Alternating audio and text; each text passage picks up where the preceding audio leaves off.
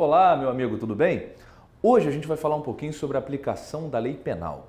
Veja, a aplicação da lei penal é um tema sempre cobrado em concurso e você vai se preocupar com ele nos 12 primeiros artigos do Código Penal. Do primeiro ao 12, você tem ali a aplicação da lei penal. Mas dentro desses artigos existem aqueles pontos naturalmente mais cobrados, aqueles mais importantes, mais relevantes, que são exatamente lugar do crime, tempo do crime, lei penal no tempo e lei penal no espaço. Quando eu falo lugar do crime e tempo do crime, às vezes você acha, mas lugar do crime, lei penal no espaço não é a mesma coisa? Tempo do crime, lei penal no tempo não é a mesma coisa? Não, são coisas diferentes, são coisas totalmente distintas. A gente está falando de aspectos diferenciados. O importante é simplesmente você ter uma ideia geral de que são assuntos distintos que a gente vai trabalhar um a um para a gente poder cercar ao máximo o seu edital, tá legal? Então vamos lá. Quando a gente fala sobre a aplicação da lei, eu disse que eu primeiro quero falar sobre lugar do crime e tempo do crime. O que a gente tem de importante para tirar disso aqui? Lugar do crime e tempo do crime tem duas maneiras de cair na sua prova. A primeira delas é cobrando o nome da teoria que foi adotada pelo Código Penal acerca do lugar do crime e acerca do tempo do crime. Essa é uma forma. A outra forma é perguntando efetivamente, diretamente para você o seguinte, tá bom, e qual é o lugar? E qual é o tempo? Ou seja, entrar no detalhe daquilo que você precisa efetivamente saber. Quando a gente fala então sobre lugar e tempo, vamos começar entendendo o nome da teoria. Existe um processo mnemônico para te ajudar a memorizar, para te ajudar a gravar, que é brincar com essa palavra aqui, a palavra luta. Isso vai te ajudar a memorizar a teoria tanto para lugar quanto para tempo. Por quê? Você escreve a palavra luta, L é o lugar do crime e T é o tempo do crime. O lugar do crime, letra U, ubiquidade. Teoria da ubiquidade ou mista. Tempo do crime, letra A. Teoria da atividade ou ação. Então repare que se ele estiver preocupado em cobrar o nome da teoria, isso aqui já não te derruba mais. Questão tradicionalíssima, cai em tudo quanto é banca. A banca SESP, por exemplo, adora, porque ela chega e fala assim, de acordo com o Código Penal, adota-se a teoria da ubiquidade para tratar do lugar do crime e a teoria do resultado para tratar do tempo do crime. Errado. Percebeu? Ubiquidade tudo bem, até trata do lugar, mas resultado não trata do tempo. Tempo é atividade. Então ele mexe com essas expressões, ele mexe com essas palavras e derruba muita gente. Numa prova de uma banca normal, você ainda consegue errar uma questão, fala, pô, errei e tal, fica chateado, mas vida que segue. Numa prova da SESP, por exemplo, fator de correção, então, negativo, perde ponto, né? Então, tem que tomar cuidado com isso, dependendo da banca que você estiver trabalhando, tá? Mas vamos lá, o ponto principal aqui é esse. Lugar do crime, se ele perguntar, teoria da ubiquidade ou mista. Isso aqui você encontra no artigo 6º do Código Penal. Tempo do crime, atividade ou ação, isso aqui você encontra no artigo 4º do Código Penal. Então, daquele primeiro ao 12º, você já tem dois deles aqui. Agora, Léo, e se ele não me perguntar o nome da teoria, se ele não quiser nem saber o nome da teoria, se a preocupação dele for especificamente com a explicação disso, eu não quero saber ubiquidade, atividade, eu quero saber qual é o lugar de um crime, eu quero saber qual é o tempo de um crime. Aí você tem que ler os artigos. E aí, quando você fizer a leitura, você vai concluir o seguinte, vamos dar uma olhadinha no artigo 6º primeiro. Considera-se praticado o crime no lugar em que se praticou a conduta, no todo ou em parte, bem como onde se produziu ou deveria produzir-se o resultado. Então vamos lá. Considera-se praticado o crime no lugar em que se praticou a conduta, no todo ou em parte. Então é no lugar da conduta. Bem como, olha o sinal de mais aqui, bem como onde se produziu ou deveria produzir-se o resultado. Repare que o lugar é uma ficção, é uma mentira, é algo que foi inventado. Porque como é que o lugar podem ser dois lugares? Para o direito penal são dois lugares. O lugar de um crime são dois lugares, na verdade. O lugar é tanto o lugar em que a conduta foi praticada, quanto o lugar em que o resultado aconteceu. E toda vez que eu falar em conduta, você vai pensar num gênero que comporta duas espécies. A conduta é formada por uma ação ou por uma omissão. Então, o lugar de um crime é o lugar em que a ação ou omissão criminosas foram praticadas e também o lugar em que o resultado aconteceu. Léo, isso está muito abstrato na minha cabeça, eu não consigo imaginar, então vamos lá. Quero matar uma pessoa. Pego a arma de fogo, efetuo o disparo. Aqui no centro do Rio de Janeiro, onde eu estou gravando para você. Efetuo o disparo aqui no centro do Rio de Janeiro. Aqui é o local da minha conduta. A pessoa morre no centro de Niterói, uma outra cidade, do outro lado da ponte Rio-Niterói. Ele vai, tenta fugir, tenta chegar a um hospital e morre lá em Niterói. Qual é o lugar da minha conduta, da minha ação ou omissão criminosa? Foi aqui no Rio de Janeiro, no centro. E qual é o lugar do resultado, morte? Ah, foi lá no centro de Niterói. E onde que esse crime foi praticado, Léo? No centro do Rio e no centro de Niterói, ou seja, nos dois lugares. O lugar são sempre os dois, tanto da conduta quanto do resultado. Por isso que a teoria é mista, porque ele pega o da conduta e ele pega o do resultado. Tá legal? Agora o tempo não. O momento do crime é diferente. O momento do crime, se você pegar o artigo 4º, você vai ver que considera-se praticado o crime no momento da ação ou da omissão, ainda que outro seja o momento do resultado. Então, considera-se praticado o crime no momento da conduta, no tempo da conduta, ainda que outro seja o momento do resultado. Eu não ligo para o momento em que o resultado acontece, eu não estou nem aí para a hora em que o resultado acontece, eu quero saber a hora da conduta. Então volta para aquele exemplo, atirei no sujeito com a intenção de matá-lo, 10 da manhã no centro do Rio, ele morre 2 da tarde no centro de Niterói. O crime é no centro do Rio e no centro de Niterói, por conta da teoria da ubiquidade omista, mas é só às 10 da manhã, é só no tempo da conduta. O tempo do resultado, 2 da tarde, não me interessa, não me interessa. Tá claro isso? Entendeu esse aspecto? Isso é muito importante. Tem muita gente que cai já nesse ponto, já cai aqui, ó, nesse detalhe simples assim. Léo, mas isso é muito fácil, ó. Como você disse, realmente, só tem 2 formas de cair. Ou ele pergunta o nome da teoria, lugar do crime, ubiquidade ou mista, tempo do crime, atividade ou ação. Já foi. Ou ele pergunta a explicação técnica do que significam esses nomes. Lugar do crime é o lugar da conduta e o lugar do resultado. Tempo do crime é o tempo da conduta. Não tem como eu errar isso, concordo contigo. Mas aí o que ele faz? Ele mistura o estudo dos artigos 4º e 6º, a aplicação da lei penal, com o artigo lá para frente, que é o 27, que fala de imputabilidade. Ele mistura esses dispositivos e faz uma questão englobando os 2 assuntos. Vou te explicar como é que ele faz isso. Olha só, o artigo 27 do Código Penal vai falar para a gente o seguinte: os menores de 18 anos são penalmente inimputáveis,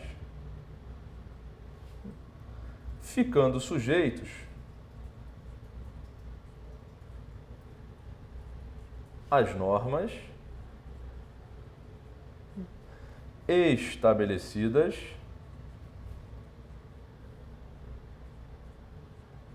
na legislação especial. Os menores de 18 anos são penalmente inimputáveis, ficando sujeitos às normas estabelecidas na legislação especial. Isso aqui a lei não fala, mas só para você saber, a legislação especial é o ECA, Estatuto da Criança e do Adolescente. Tá legal? O que esse dispositivo do 27 está falando para mim? Está falando isso, ó. Ele está simplesmente abrindo 2 setas para mim. E está falando que eu tenho 2 pessoas aqui no 27.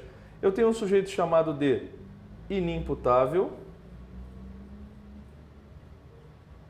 e eu tenho outro chamado de imputável. Então eu tenho o inimputável e eu tenho o imputável. Olha o que ele fala.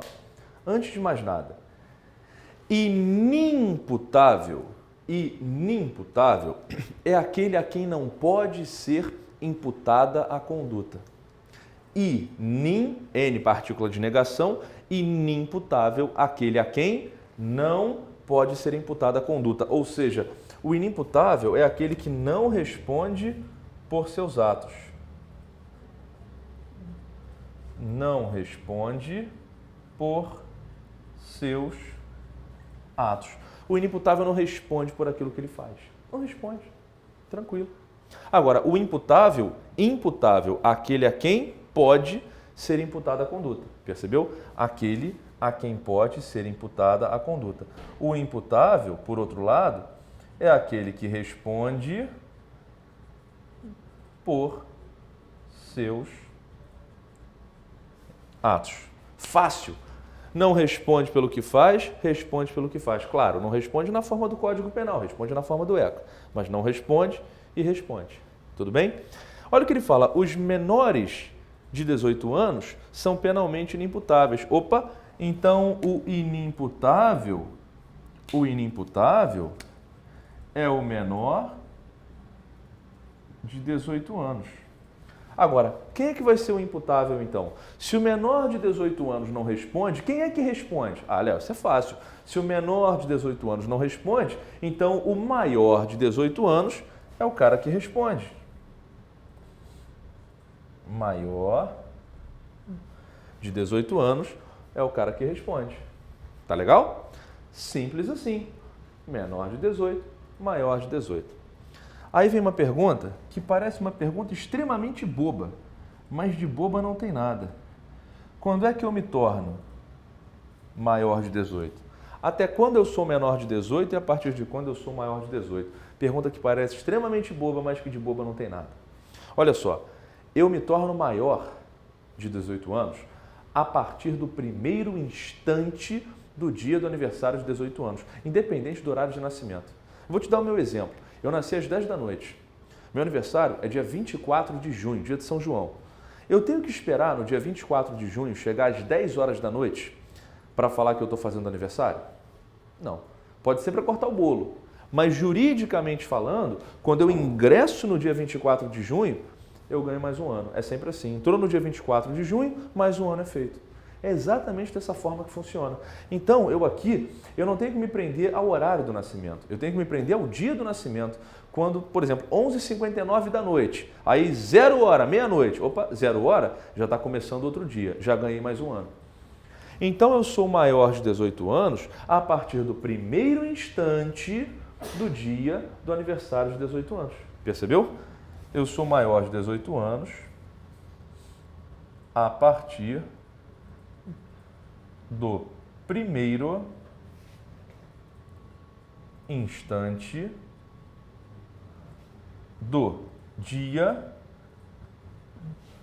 do aniversário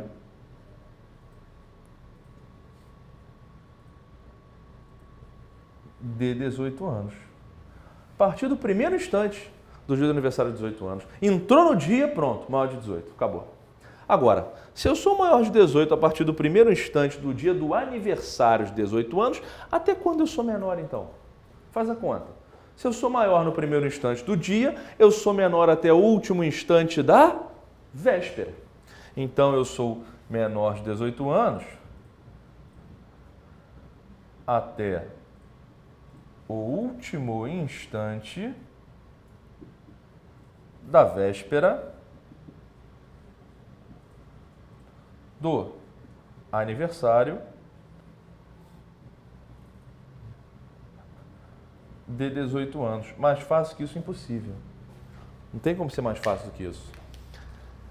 Até o último instante da véspera eu sou menor. Virou o dia, entrou no dia do aniversário, eu sou maior. É assim que vai funcionar, fácil, simples, desse jeito, dessa maneira, sem dor de cabeça, sem estresse, sem preocupação. Tá legal? Beleza, show de bola então. Já sabemos isso aqui, já estamos tranquilos em relação a esse aspecto.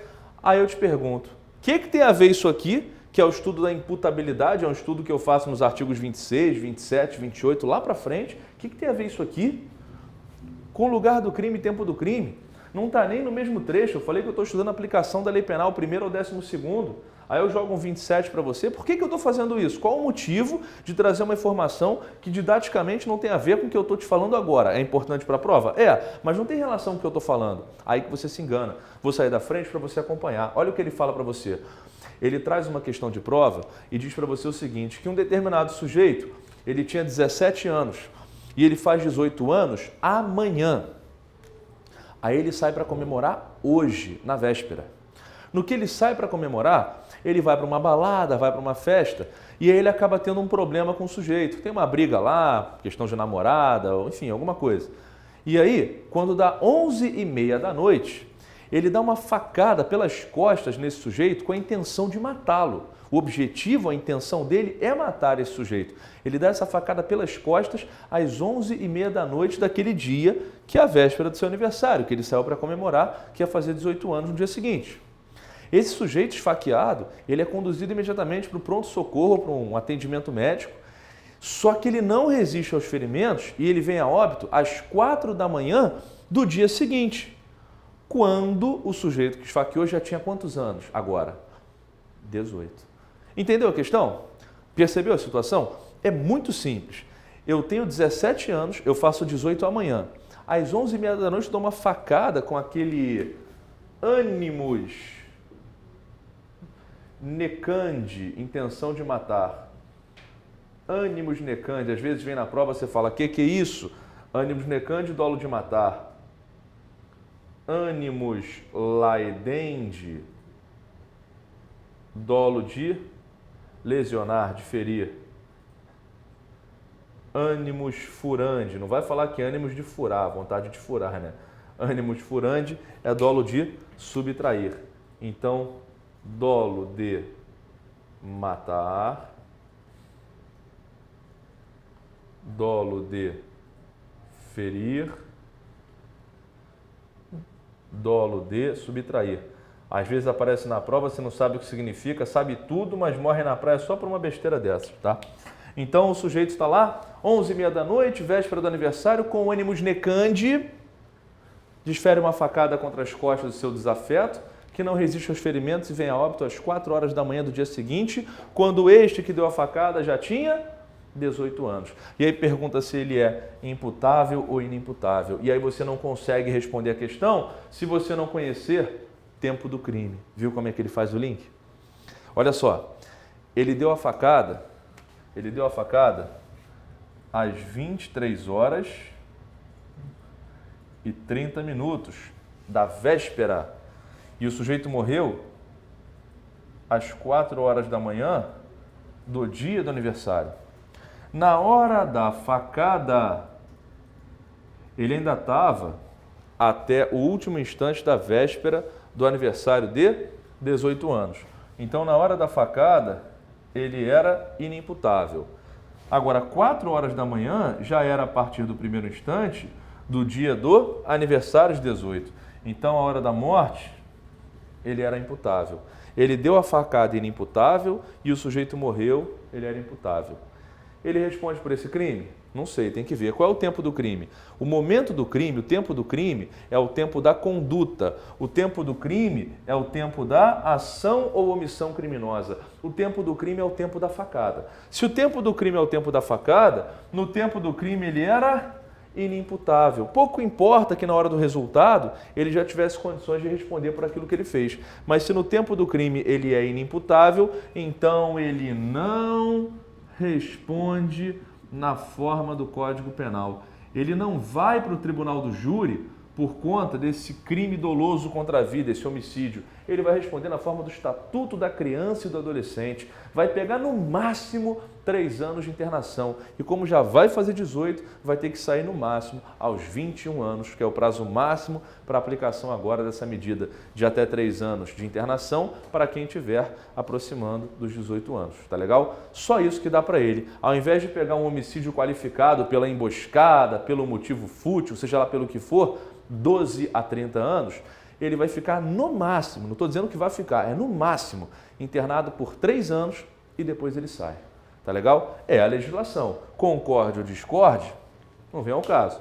Eu, como policial, tenho uma visão. Você, de repente, tem outra visão. Cada um pensa de um jeito. O importante é, independente do que cada um de nós venha a pensar, o importante é que é assim que funciona. A gente tem que conhecer as regras do jogo para marcar e ser aprovado. Aí depois a gente escreve no livro e critica. Tá legal? Então, essa aqui é a situação. Você estuda o artigo 4º, estuda o artigo 6º, o 27 vem por tabela para te dar uma força, mas o 4º e o 6º são os artigos que eu estou preocupado em passar nesse momento. É que geralmente na prova eles vêm dessa maneira, eles vêm dessa forma que a gente falou aqui. Tá legal? Cuidado só com mais um detalhe. Existem crimes que a gente vai falar que são crimes permanentes. O que são crimes permanentes? São aqueles que a consumação não se dá num ponto. A consumação se prolonga no tempo. A consumação vai embora, vai embora. E aí, qual é o tempo do crime nesse caso? Olha só, vou te dar um exemplo aqui, quer ver? Imagine que isso aqui seja uma linha do tempo, tá? Isso aqui é uma linha do tempo. Imagine que eu sequestre uma pessoa aqui, tá? Aqui eu sequestrei, nesse ponto aqui. E aí, eu liberto a pessoa do cativeiro nesse ponto aqui. Liberei. Tá legal? Eu sequestrei lá atrás e liberei ali na frente. Tem crimes, como eu disse, que são permanentes. O que é isso? São crimes em que a consumação ela não é um ponto, ela é um período. A consumação se prolonga no tempo, a consumação se protrai no tempo, a consumação ela vai embora no tempo. Tudo bem? Então, o crime consumou quando eu sequestrei ou quando eu liberei? Resposta, nenhum nem outro. O crime consuma ao longo de todo esse período. Por isso que eu chamo de um crime permanente. A consumação ela perdura por todo esse período. Inclusive, ele pode ser preso em flagrante em todo esse momento, porque ele em todo esse momento está praticando a infração penal, na forma do artigo 302, inciso 1º, lá do Código de Processo Penal, que a gente fala melhor quando chegar no processo, especificamente, uma das 4 hipóteses de flagrante, tá legal? Então, a consumação se dá ao longo de todo esse período. O tempo do crime é todo esse período. No crime permanente, tudo isso aqui é tempo do crime. Tudo bem? Se tudo isso aqui é tempo do crime, se ele, por exemplo, pratica essa conduta de sequestrar com menos de 18 anos e libera a vítima do cativeiro quando ele tiver mais de 18, ele fez 18 em algum momento desse intervalo, ele responde. Por quê? Porque no meio do caminho ele ficou maior. E o crime é tudo isso, então se ele está maior no meio do caminho, ele é maior, ele é imputável, ele responde. Mas isso por quê? Porque o crime permanente é diferente. O crime permanente tem uma regra especial, tá legal? Dá um print, salva isso, registra essas informações, não sai da frente, e aí a gente vai adiante, vai prosseguir. Eu vou apagar esse quadro e vou continuar falando daquilo que é importante para você. Tá legal? Vamos lá então. Próximo passo. Agora que você já sabe muito bem que o lugar do crime é o lugar da conduta e o lugar do resultado, teoria da ubiquidade ou mista, e que tempo do crime é o tempo da conduta, teoria da atividade ou ação, você está pronto para dar mais um passo comigo. Qual o próximo passo que a gente vai dar agora? A gente agora vai entrar especificamente, diretamente, detalhadamente no estudo da lei penal no tempo e depois no estudo da lei penal no espaço. Vou começar contigo com o estudo da lei penal no tempo. Para estudar a lei penal no tempo, eu já te adianto que tem 3 formas de cair na tua prova. Só existem 3 formas de você enfrentar uma questão sobre lei penal no tempo. Primeira delas, ele vai te perguntar sobre os cenários legislativos que existem. Léo, que história é essa de cenário legislativo? Você vai entender. São os cenários legislativos. Quando uma lei surge, como é que ela pode ser? A lei pode ser de que maneira? Quantas possibilidades de lei nova eu tenho? Cada lei nova que surgir em direito penal, ela vai ser de que forma? São 4 formas, vamos ver o que cada uma delas é e a gente vai entender tudo isso, tá? São os cenários, então, legislativos. Segunda forma de ser cobrado de você em prova uma questão relacionada à lei penal no tempo é cobrando a súmula 711 do Supremo. Veja, a súmula 711 do STF é questão certa em qualquer prova que traga a aplicação da lei penal. Não existe a possibilidade de não cair, se é a sua dúvida. Vai cair sempre, toda hora cai e não vai ser diferente agora. A terceira forma de cair, de ser cobrado, é o artigo 3º do Código Penal, que fala das leis excepcionais e das leis temporárias. Se você conseguir dominar essas 3 vertentes, essas 3 visões, você não é atropelado por nenhuma banca em prova de lei penal no tempo. Você que atropela a banca, tá legal? Você quebra essa banca tranquilamente. Então vamos fazer o seguinte, didaticamente, 1 a 1, a gente vai matando cada um desses 3 pontos, começando pelo estudo dos cenários legislativos. Vamos entender que história é essa, do que a gente está falando quando a gente fala de cenários legislativos. Que assunto é esse? Do que a gente está conversando? Vamos lá. Quando surge uma lei nova, quando uma lei nova vem à tona, quando uma lei nova vem para o mundo, ela pode ser, como eu disse, de 4 formas, de 4 modalidades, de 4 tipos, de 4 maneiras. Quais são esses? Você pode chamá-la de novatio legis incriminadora. Novatio legis incriminadora. Ou então, você pode chamá-la de novatio legis impejus. Novatio legis impejus. Tá legal? Um terceiro tipo, um terceiro grupo que você pode falar é a abolitio criminis. Se escreve abolitio, se fala abolício. Abolitio criminis. E um quarto e último grupo que pode surgir é a novatio legis in melius. Então você vai enfrentar uma das 4. Os cenários legislativos, as modalidades de lei nova que podem surgir na sua vida, elas são de uma dessas 4 modalidades, são de uma dessas 4 formas. Não tem como surgir uma nova lei no âmbito criminal que não venha assim, assim, assim ou assim. Tudo bem? Então, vamos dar uma olhadinha, uma por uma, o que elas têm de importante. Já lembrando, fazendo você perceber, estou fazendo aqui uma linha pontilhada aqui entre a segunda e a terceira, para te mostrar que as duas de cima, você vai ver que elas têm um âmbito negativo, um âmbito ruim. E as duas de baixo têm um âmbito positivo, um âmbito bom. Léo, negativo para quem? Bom para quem? Sempre para o criminoso. Direito penal, toda vez que ele fala, isso aqui é bom, isso aqui é ruim, ele está sempre voltado para o criminoso. Tudo que ele faz é olhando para o criminoso. Então, olha, isso aqui é positivo, isso aqui é bom. Para quem? Para o réu. Isso aqui não é legal não, isso é ruim. Para quem? Para o réu. Tá legal? As duas de cima você vai ver que são ruins para o réu e as duas de baixo são boas para o réu. Léo, mas olha só, eu não falo latim não. Desde quando eu tenho que saber falar latim? Eu também não falo latim. Se é a sua preocupação, eu também não falo latim. Eu não sei falar nada em latim. Mas eu imagino que novatio deva ser novo. Legis deve ser lei. Incriminadora deve ser alguma coisa que incrimina. Deve ser uma nova lei que incrimina. Novatio legis impejus deve ser uma nova lei pior, mais pesada. Abolitio crimes deve ser alguma coisa que abole, que acaba, que elimina. E novatio legis in melius, de novo, novatio legis, nova lei. Se impejus é pior, in melius deve ser melhor. Percebeu? Viu como é que é fácil? Então é exatamente isso. Nova lei que incrimina, nova lei que piora, lei que acaba, que elimina e lei que melhora. São as 4 modalidades que eu tenho.